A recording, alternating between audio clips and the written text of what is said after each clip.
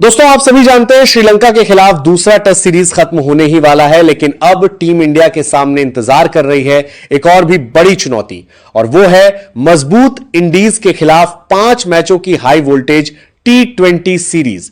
इस सीरीज का schedule BCCI पहले ही घोषित कर चुका था, लेकिन अब जो खबर सामने आई है उसने भारतीय क्रिकेट फैंस का उत्साह कई गुना बढ़ा दिया है, क्योंकि लंबी चर्चा के बाद चयन समिति की अहम बैठक खत्म होने के पश्चात आखिरकार बीसीसीआई ने इंडीज सीरीज के लिए भारत की 15 सदस्य मजबूत स्क्वाड का आधिकारिक ऐलान कर दिया है। और इस स्क्वाड के सामने आते ही क्रिकेट जगत में जोरदार चर्चा शुरू हो गई है, क्योंकि इस बार सिर्फ जाने पहचाने सितारों को ही नहीं बल्कि ऐसे कई खिलाड़ियों को भी मौका मिला है जिन्होंने पिछले कुछ महीनों में अपने प्रदर्शन से चयनकर्ताओं को बार बार प्रभावित किया है।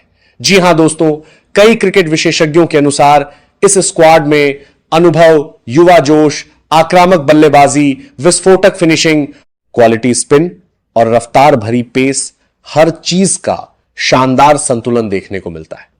इसीलिए इस टीम को देखने के बाद वेस्टइंडीज भी निश्चित रूप से समझ चुकी होगी कि भारत के खिलाफ उनके सामने बिल्कुल भी आसान चुनौती नहीं होने वाली।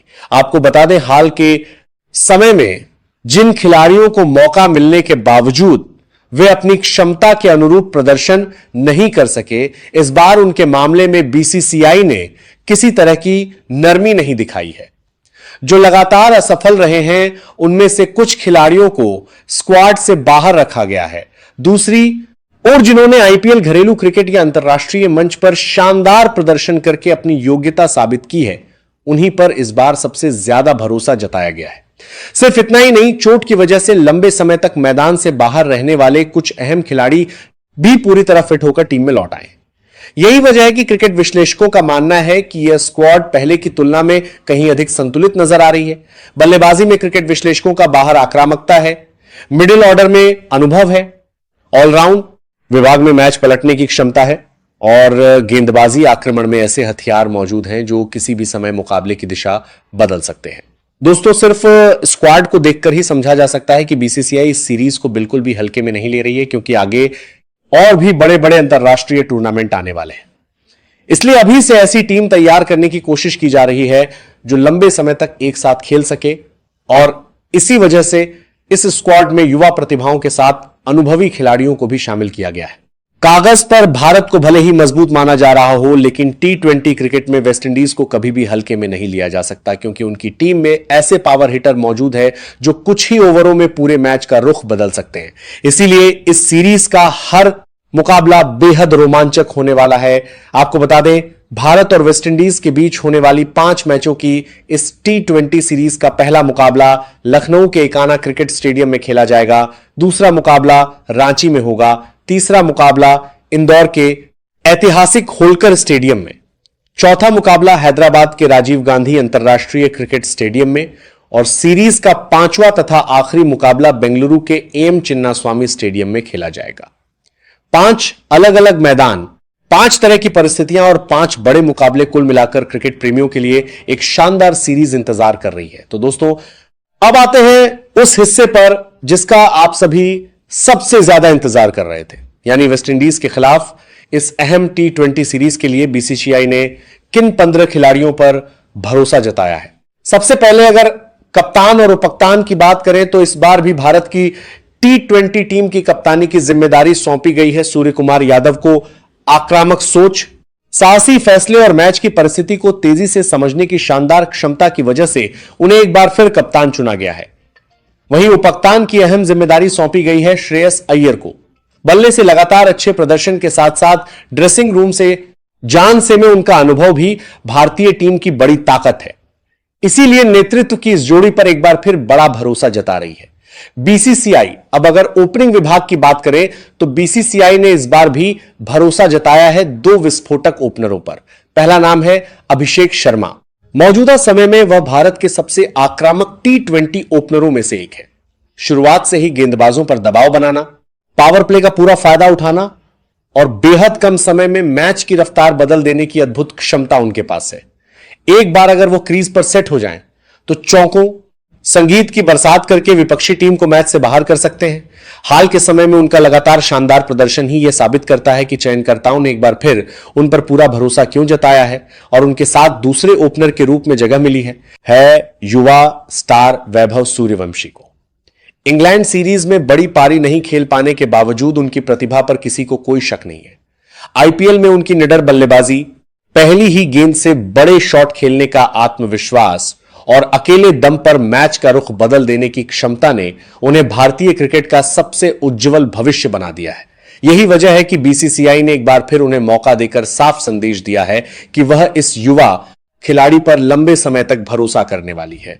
इसके बाद अगर भारत के मिडिल ऑर्डर की बात करें तो यही टीम की सबसे बड़ी ताकत नजर आती है, क्योंकि इस विभाग में ऐसे कई खिलाड़ी शामिल किए गए हैं जो मैच की किसी भी परिस्थिति में अपनी भूमिका बदल सकते हैं, जरूरत पड़ने पर पारी को संभाल सकते हैं और आखिर में उतरकर कुछ ही ओवरों में मैच खत्म भी कर सकते हैं। और इस मिडिल ऑर्डर का पहला नाम है रजत पाटीदार। जी हां दोस्तों, और रजत पाटीदार आईपीएल और घरेलू क्रिकेट में लगातार शानदार प्रदर्शन के बाद उन्होंने एक बार फिर भारतीय टीम में अपनी जगह मजबूत कर ली है।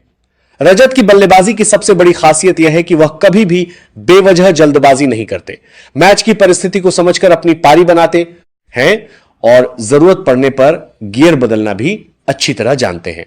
स्पिनरों के खिलाफ उनका आत्मविश्वास, खाली जगहों में सटीक शॉट खेलने की क्षमता और बड़े मुकाबलों में दबाव झेलकर जिम्मेदारी निभाने का जज्बा उन्हें बाकी खिलाड़ियों से अलग बनाता है। पिछले आईपीएल सीजन में भी उन्होंने कई अहम पारियां खेलकर साबित किया था कि बड़े मंच पर वो कितने प्रभावी बल्लेबाज हैं।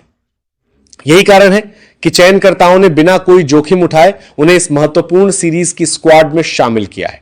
अब देखना होगा कि वेस्टइंडीज के खिलाफ भी वह अपनी शानदार फॉर्म को बरकरार रख पाते हैं या नहीं। रजत पाटीदार के बाद जिसके बाद खिलाड़ी का नाम आता है वो है ईशान किशन। भारत के इस बाएं हाथ के विस्फोटक बल्लेबाज के बारे में अलग से कुछ कहने की जरूरत नहीं है।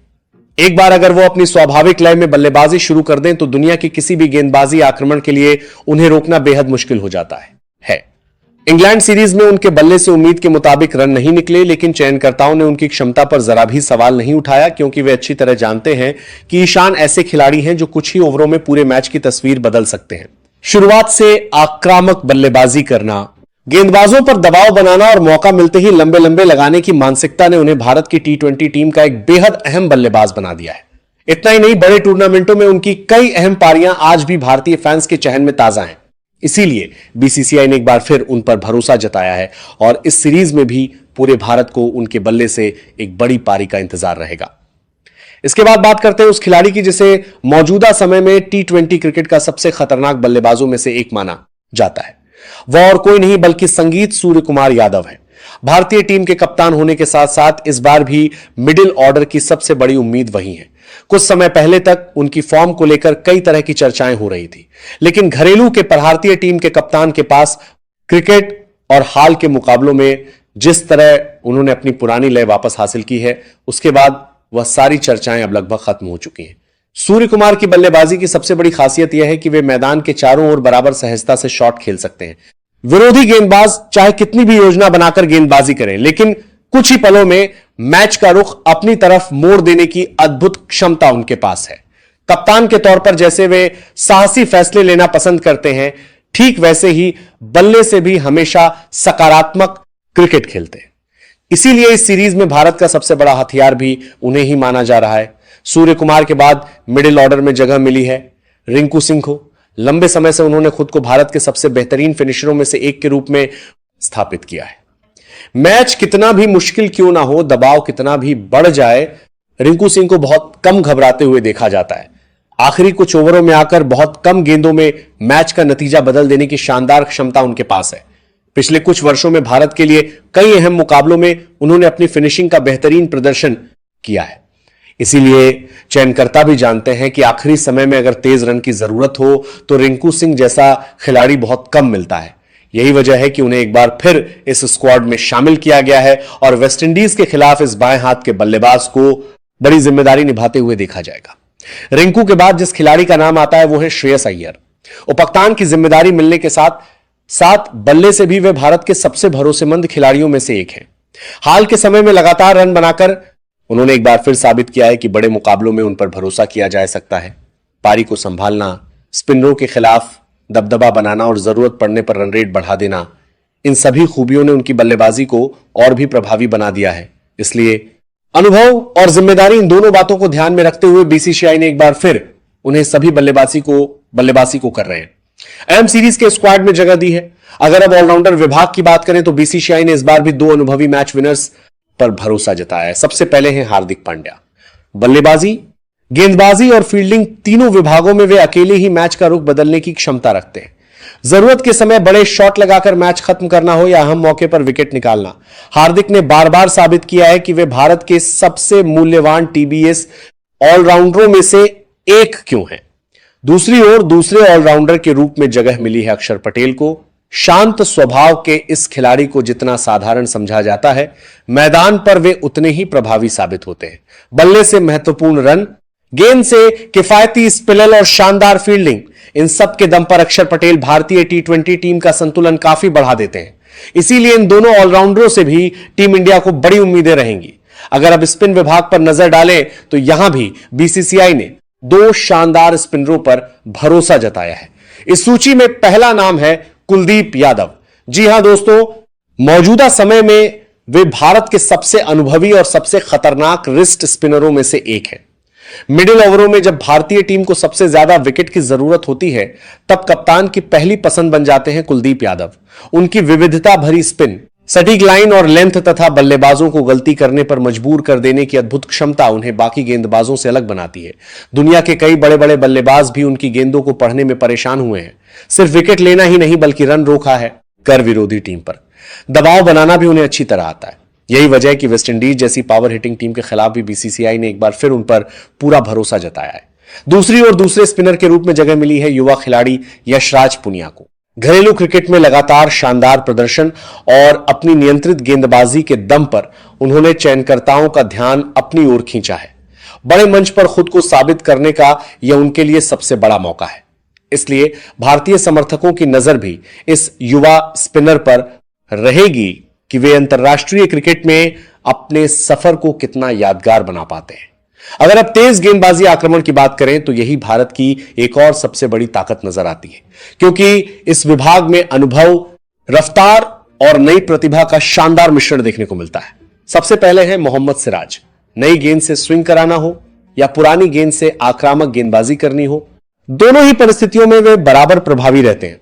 बड़े मुकाबलों में दबाव के समय विकेट निकालने की उनकी क्षमता के कारण वे लंबे समय से भारत के सबसे भरोसेमंद तेज गेंदबाजों में शामिल हैं। दूसरी ओर उनके साथ हैं बाएं हाथ के तेज गेंदबाजों। बाएं जमीबी दरवा के बाएं बराबर प्रभावी रहते हैं अर्शदीप सिंह। नई गेंद से स्विंग और डेथ ओवरों में सटीक यॉर्कर डालने की उनकी क्षमता ने उन्हें पहले ही दुनिया के सबसे बेहतरीन टी20 गेंदबाजों में शामिल कर दिया है। मैच के आखिरी ओवरों में जब विरोधी बल्लेबाज बड़े शॉट खेलने के लिए बेताब होते हैं, तब शांत दिमाग से अपनी योजना के अनुसार गेंदबाजी करने की कला अर्शदीप को भारत के लिए और भी मूल्यवान बना देती है। इन 2 अनुभवी तेज गेंदबाजों के साथ मौका मिला है युवा फास्ट बॉलर रसिक सलाम को। आईपीएल और घरेलू क्रिकेट में लगातार शानदार प्रदर्शन के बाद आखिरकार उन्हें राष्ट्रीय टीम में जगह मिली है। अपनी रफ्तार, नियंत्रित लाइन और लेंथ तथा निडर मानसिकता के दम पर इस युवा तेज गेंदबाज ने पहले ही चयनकर्ताओं का ध्यान अपनी ओर खींच लिया है और इसी सीरीज में उनके सामने अंतर्राष्ट्रीय क्रिकेट में अपनी पहचान बनाने का सुनहरा अवसर मौजूद है। दूसरी ओर स्क्वाड के आखिरी सदस्य के रूप में जगह मिली है भारत के सबसे चर्चित युवा तेज गेंदबाज मयंक यादव को। 150 किमी घंटा से भी अधिक रफ्तार से गेंदबाजी करने की उनकी क्षमता ने पहले ही पूरे क्रिकेट जगत का ध्यान अपनी ओर खींच लिया है। चोट की वजह से कुछ समय मैदान से दूर रहने के बाद अब वे पूरी तरह फिट होकर एक बार फिर भारतीय टीम में लौट आए हैं। अगर वे अपनी स्वाभाविक गति से गेंदबाजी कर पाए तो वेस्टइंडीज के बल्लेबाजों के लिए उन्हें खेलना बिल्कुल भी आसान नहीं होगा। कई क्रिकेट विशेषज्ञों का मानना है कि इस सीरीज में भारत के सबसे बड़े एक्स फैक्टर मयंक यादव साबित हो सकते हैं। तो दोस्तों, अगर एक बार भारत के इस 15 सदस्य स्क्वाड पर नजर डाली जाए तो एक बात पूरी तरह साफ हो जाती है, इस टीम का गठन सिर्फ और सिर्फ सीरीज जीतने के लक्ष्य को ध्यान में रखकर किया गया है। ओपनिंग विभाग में आक्रामक बल्लेबाज हैं, मिडिल ऑर्डर में अनुभव और मैच फिनिश करने की क्षमता मौजूद है, ऑलराउंड विभाग में संतुलन है। स्पिन आक्रमण में विविधता है और तेज गेंदबाजी विभाग में रफ्तार, स्विंग और निरंतरता का शानदार मेल है। यानी मैदान के हर विभाग में भारत के पास ऐसे खिलाड़ी मौजूद हैं जो किसी भी समय मैच का रुख बदल सकते हैं। लेकिन सिर्फ कागज पर मजबूत होने से सीरीज नहीं जीती जाती। मैदान पर उतरकर अपनी योजनाओं को सही तरीके से लागू करना होगा और हर मौके का पूरा फायदा उठाना होगा, क्योंकि वेस्टइंडीज ऐसी टीम है जो अपने दिन पर दुनिया की किसी भी मजबूत टीम को हराने की क्षमता रखती है। इसलिए इस सीरीज का हर मुकाबला पहली गेंद से आखिरी गेंद तक रोमांच से भरा रहने वाला है और क्रिकेट प्रेमियों के लिए कई शानदार मुकाबले इंतजार कर रहे हैं। अब देखना दिलचस्प होगा कि सूर्य कुमार यादव की कप्तानी में भारतीय टीम इस मजबूत स्क्वाड के साथ इंडीज को हराकर एक और यादगार T20 सीरीज जीत पाती है या नहीं। आपको क्या लगता है? क्या यह 15 सदस्यीय स्क्वाड सच में वेस्टइंडीज को हराने के लिए भारत की सबसे बेहतरीन टीम है, या फिर आपकी राय में किसी और खिलाड़ी को भी मौका मिलना चाहिए था? अपनी बहुमूल्य राय हमें नीचे कमेंट करके जरूर बताइए और क्रिकेट की सभी महत्वपूर्ण और ताजा खबरें सबसे पहले पाने के लिए हमारे चैनल को सब्सक्राइब करना बिल्कुल ना भूलें। धन्यवाद।